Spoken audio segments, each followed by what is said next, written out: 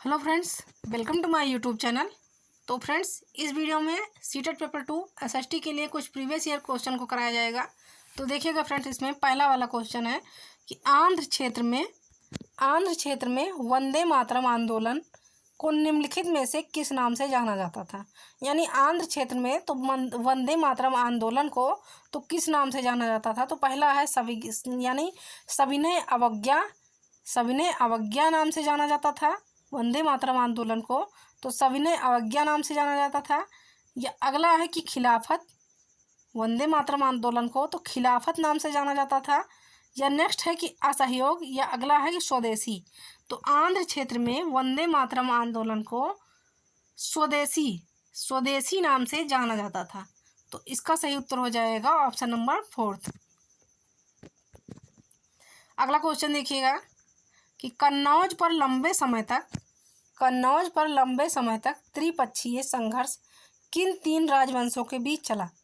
कन्नौज पर तो लंबे समय तक त्रिपक्षीय संघर्ष किन तीन राजवंशों के बीच चला है। तो पहला है कि गुर्जर, प्रतिहार, राष्ट्रकूट और चोल, यानी इन राजवंशों के बीच चला है। या नेक्स्ट है कि पाल, राष्ट्रकूट और गुर्जर, प्रतिहार के बीच में चला है। या अगला है कि गुर्जर, प्रतिहार, पाल और चोल के बीच चला है। या नेक्स्ट है कि राष्ट्रकूट, चोल और पाल के बीच चला है। तो देखिए कि कन्नौज पर लंबे समय तक त्रिपक्षीय संघर्ष तो ये चला है पाल, राष्ट्रकूट और गुर्जर प्रतिहार राजवंशों के बीच चला है। तो इसका सही उत्तर हो जाएगा ऑप्शन नंबर 2।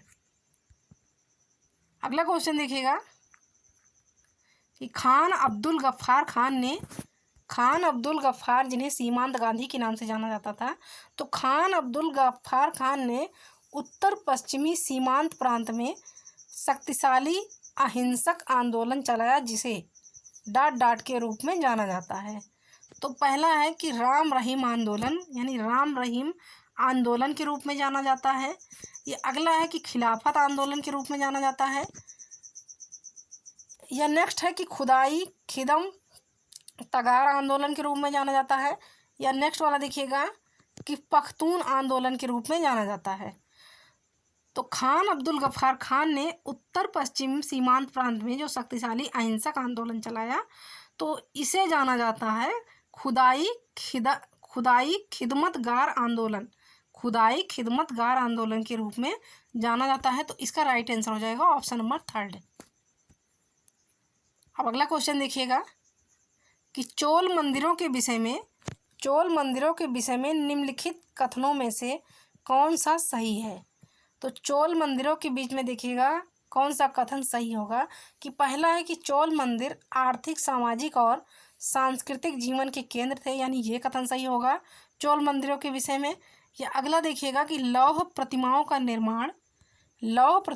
निर्माण तो चोल मंदिरों की मुख्य विशेषता थी, यानी ये कथन सही हो जाएगा चोल मंदिरों के संबंध में। या नेक्स्ट देखिएगा कि चोल मंदिर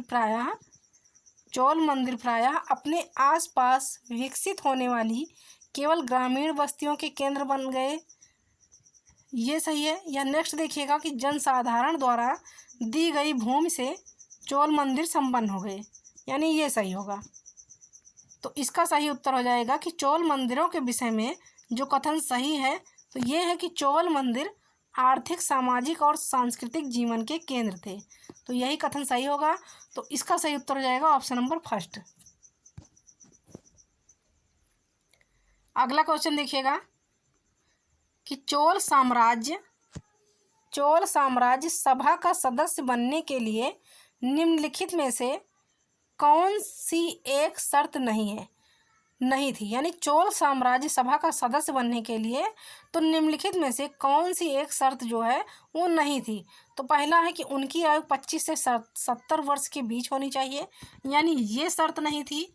या अगला है कि उन्हें भूमि का स्वामी होना चाहिए जहाँ से भू राजस्व वसूला जाता है, यानी ये शर्त नहीं थी। या नेक्स्ट देखिएगा कि उनके पास अपना घर होना चाहिए, ये शर्त नहीं थी। या अगला है कि उन्हें वेदों का ज्ञान होना चाहिए, ये शर्त नहीं थी।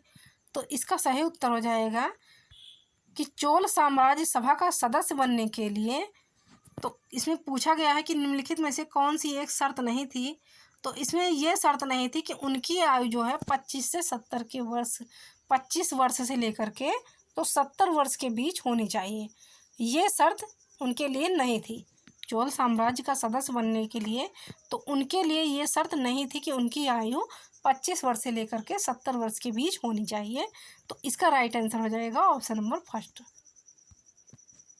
अगला क्वेश्चन देखिए कि तमिलनाडु के चिंगलेपुट जिले में उत्तरामेरूर के शिलालेख में निर्धारित नियम के कारण निम्नलिखित में से कौन सभा के सदस्य नहीं बन सकते।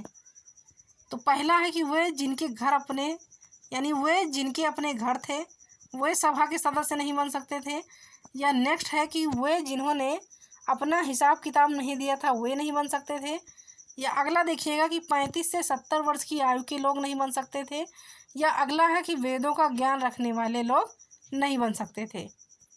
तो इसका सही उत्तर जो हो जाएगा कि तमिलनाडु के चिंगलेपुट जिले में उत्तरामेरूर के शिलालेख में निर्धारित नियम के कारण जो निम्नलिखित में से कौन सभा के सदस्य नहीं बन सकते थे, तो वे नहीं बन सकते थे जिन्होंने अपना हिसाब किताब नहीं दिया था। तो इसका राइट आंसर हो जाएगा ऑप्शन नंबर सेकंड। अब अगला क्वेश्चन देखिएगा कि दंत दुर्ग जिसने हिरण्यगर्भ नामक एक अनुष्ठान किया वह था। तो दंत दुर्ग जिन्होंने हिरण्यगर्भ नामक अनुष्ठान किया तो वो क्या था, वो कौन था।